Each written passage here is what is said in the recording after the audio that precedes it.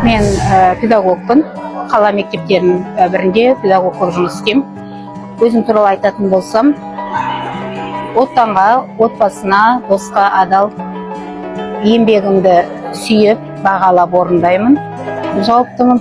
Кез келген қолға алған ісіме жауаптымын. Отанға, отбасыма, досқа адалмын. Еңбегімді қолға алған еңбегіме жауапкершілікпен атқарамын кез келген істі, әрекетті, және өз еңбегіме жауаптымын.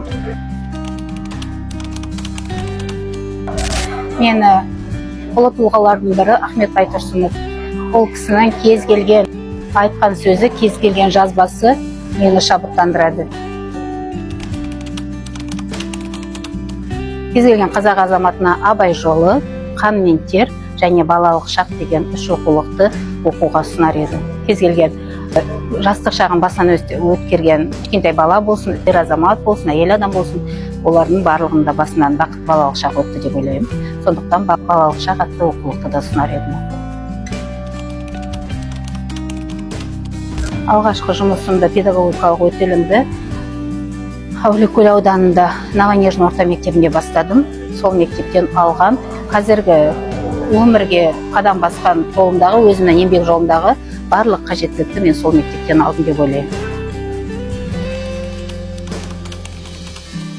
Кез келген Қазақстан Республикасының азаматына тән қандай міндет атқарылатын болса, сол міндетті уақытылы орындап жүрсем, сол мен қосқан үлесім деп ойлаймын. Және педагог болғандықтан кез келген болашақ ұрпаққа беріп атқан біліміміз елімізге қосқан үлесіміз деп ойлаймын. Күш білімде.